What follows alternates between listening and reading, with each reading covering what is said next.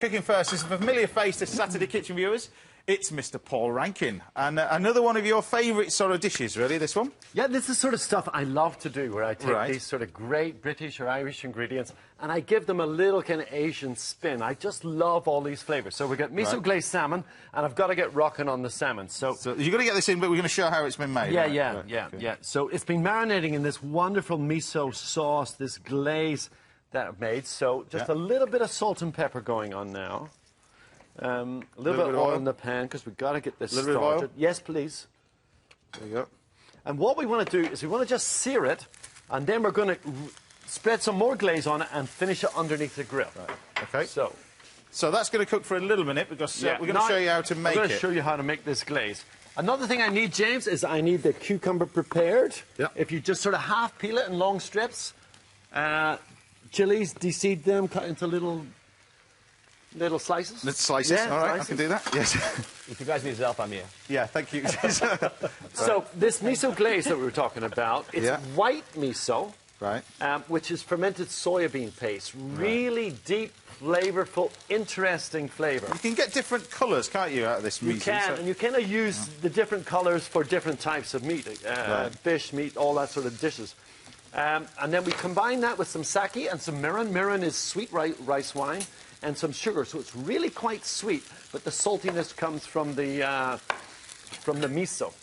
Right. Just be careful when you're searing these, because of the sugar in this. Yeah. It wants to catch quite easily, but the thing is, it gives us a beautiful sort of mahogany colour almost right away. So that's the miso going so this in is the dressing with in there. the sake,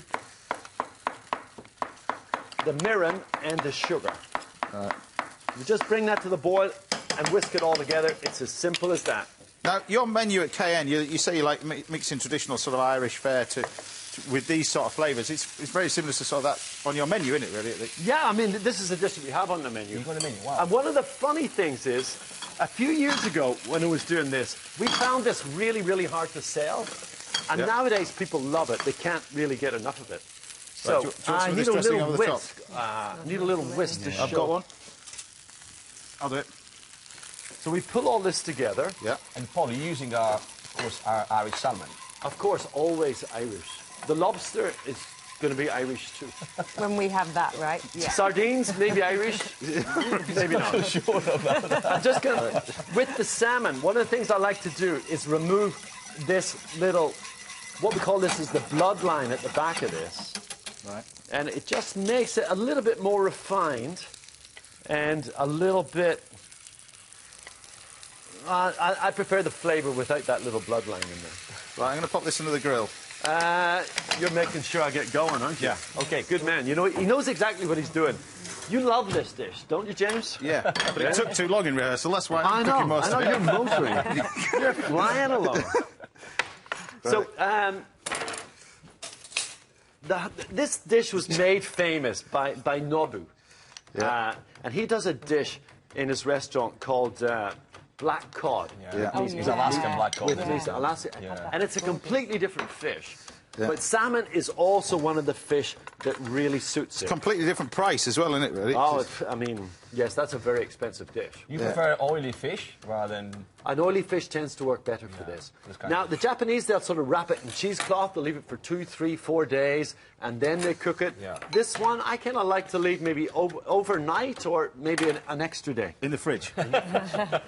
Thank you, James. Thank you. Earlier. Next. So next, I'm going to show you the pickle marinade. Are you in a hurry to get home? No, it's okay. Is there a party or something happening at your house tonight? There you go. Right. Could that be? Possibly. There you go. There is a party at Just James's get on with house. it. We're there. So, for the pickle, what we do, we take the vegetables, which is the cucumber, the chilies. These are dried shiitakes that we've soaked in water and finally sliced them. They work really well for this.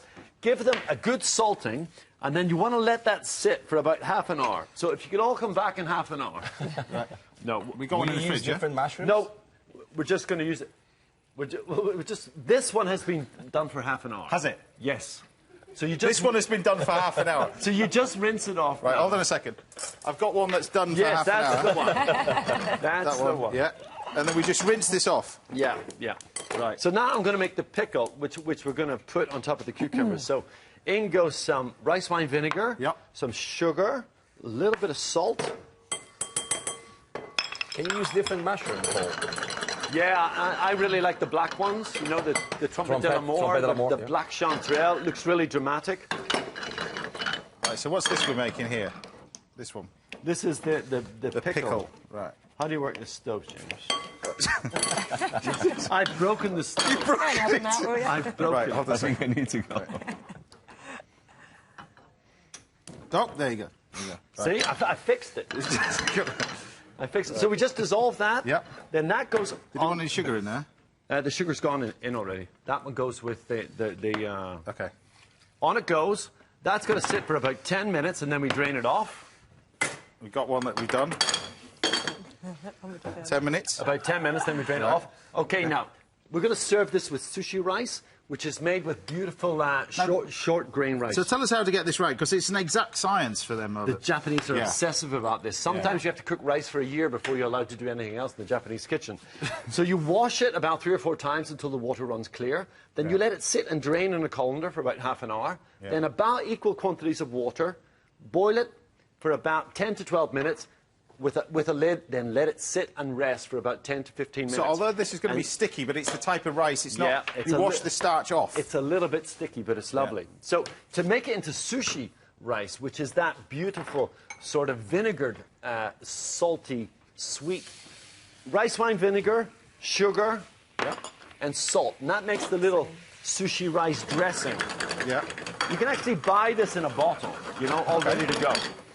So normally, with the sushi rice, what they do, they put the rice in a wide bowl, they cut the dressing through it. Right.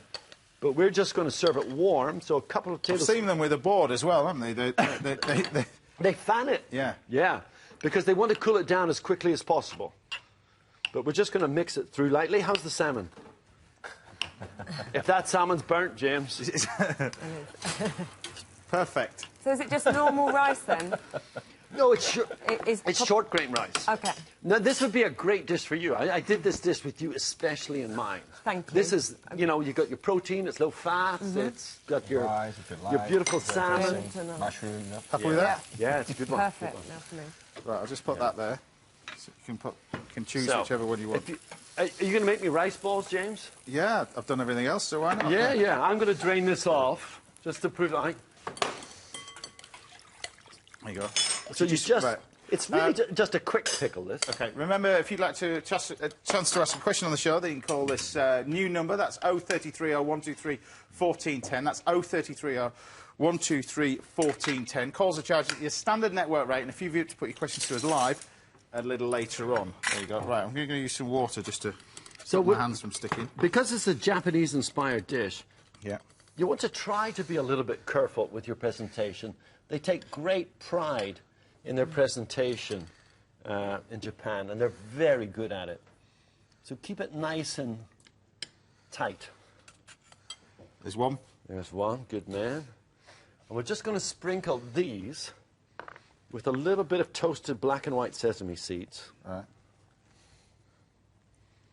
Good man. There you go. So they've just been toasted in a dry frying pan, yeah? Yeah.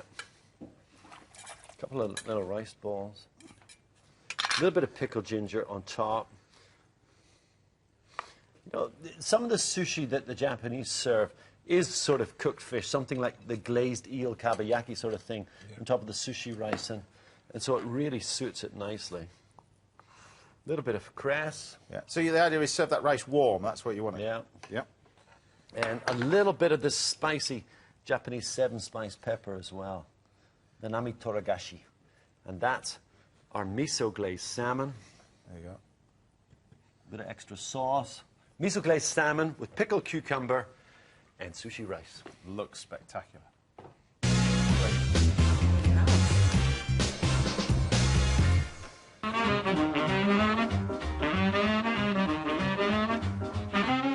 I'm at Newbury Lock, taking a stroll along the banks of the Kennington Avon Canal. Now I'm heading into town to find the best wines for today's recipes.